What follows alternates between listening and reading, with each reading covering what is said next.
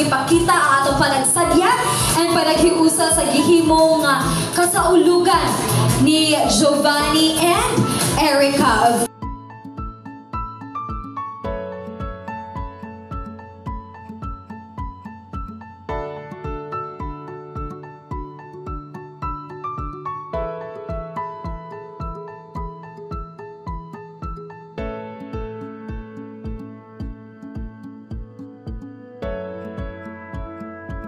Brothers and sisters, ladies and gentlemen, it is with much pleasure that I now present to you Mr. and Mrs. Giovanni and Erica Joy Narisma. Congratulations!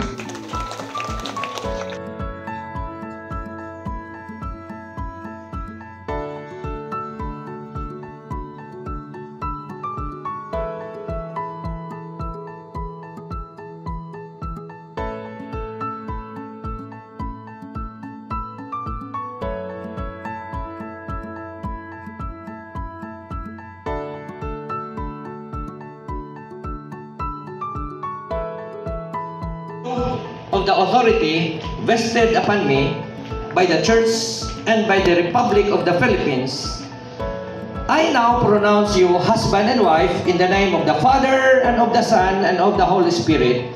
Those whom God has joined together, let no man put asunder. Atong tagaan silang masipang pakpak.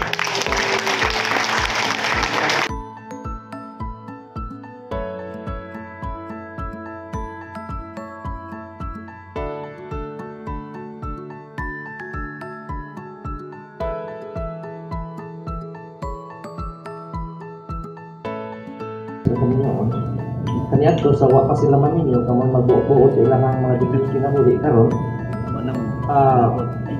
inyo ha nang buhian silang bundisyon ang inyo ha ang paggiya kanila remember that today you have a new son and a new daughter.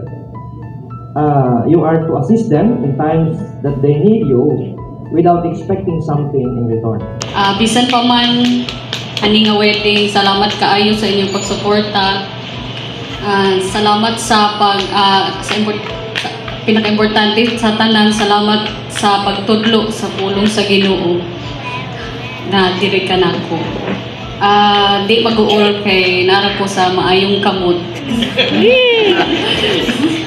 Salamat kaayo and we love you. Og ni Mommy ni Mama Flor o ni Papa Vic, salamat kaayo sa pag-accept nako. Salamat kaayo bisan sa inyong tibuok nga family. Salamat kaayo sa inyong kamaayo nako bisan sa akong pamilya. I promise nga kami gapon ni Van nga naagi hapon diha kaninyo. Dili na ko siya ilayo. Salamat kaayo. And we love you.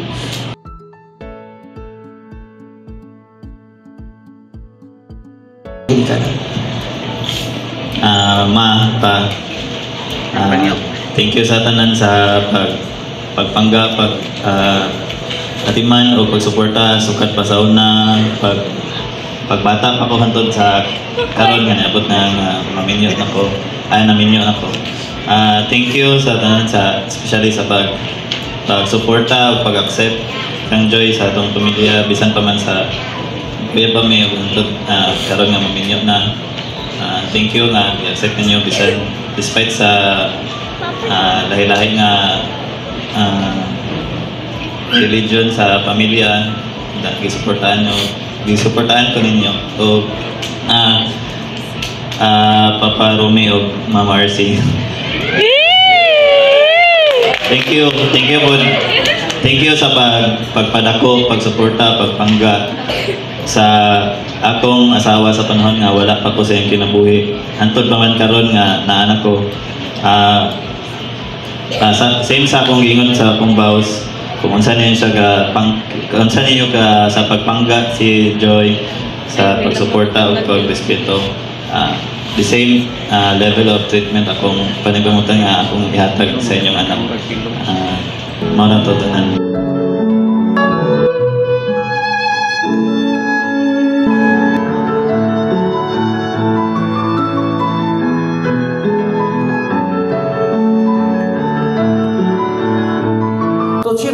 devoted love and faithfulness till death do you part?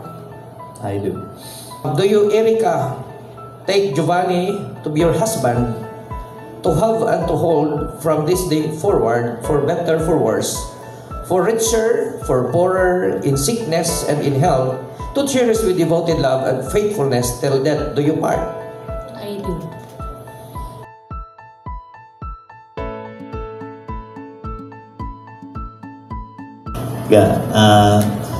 Thank you nga gandaman ko nimo ning paper para sulatan sa akong vows, pero wala gyud ako gamita kay wala pa gisuwat even a single word kay gan ko nga akong vows is from the heart o kang very natural lang.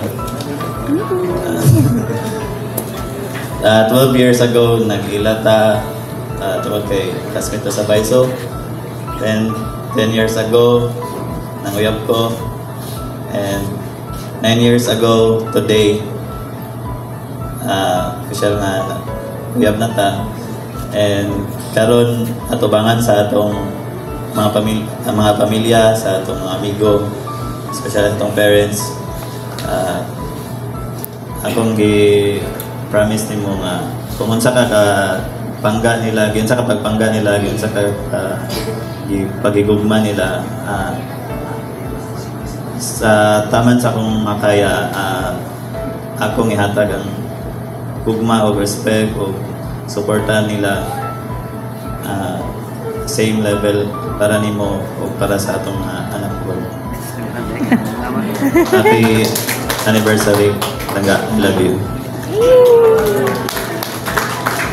Erica?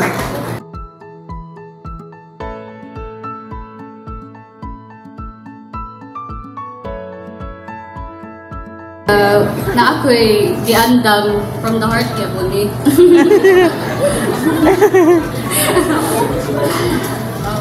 Kaswerte ba? By God's grace, I stand here today, ready to walk this journey with you. With you, love is patient, love is kind. I thank God that our love has been at peace, safe, calm, with no pressure, no rushing, supportive, gentle, and caring. Thank you for understanding me even when I struggle to understand myself.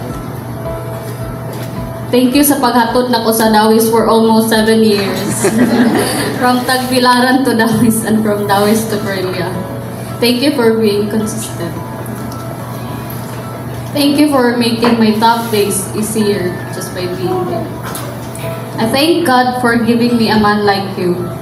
I mean, you're not perfect, but mas dagan ang green flag. Sana all. And I love the way you love me completely and unconditionally, even to this very day. And I promise to submit to God's will for our marriage, trusting Him in every season. I promise to build a home with you that honors God, a place filled with faith, love, and grace. And I thank God that we share the same faith. I can't wait to build a lifetime with you, to make plans, architectural plans. Na maglalis siguro kadugayan. Pero in the end, we always find a way to meet halfway. And here's to a lifetime of laughter, adventure, and facing whatever comes our way with love and faith. We waited and prayed for this moment. And here we are for a lifetime. I choose you today and always, trusting in God's love to sustain us. This is my solemn vow before God and who witnessed it today. I love you.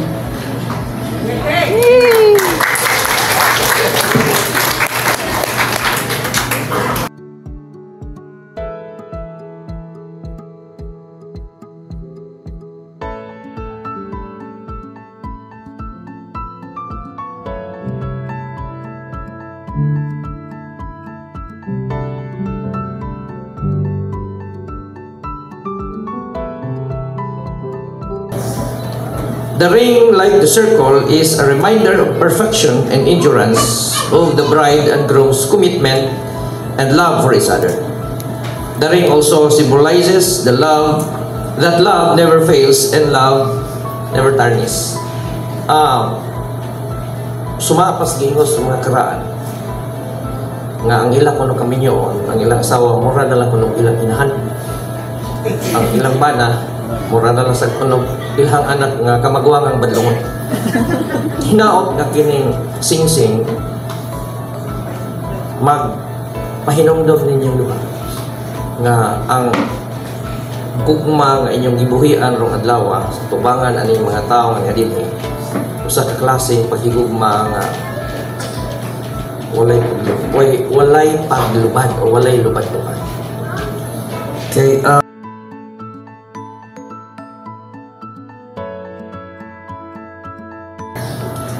Erica Joy, take this ring as a sign of my love, faithfulness, and trust to you, that by the grace of God, I will love you always, till the end of my life.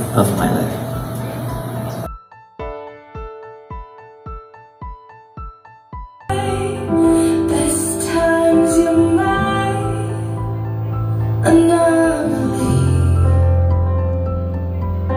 and I choose you in 100 lifetimes.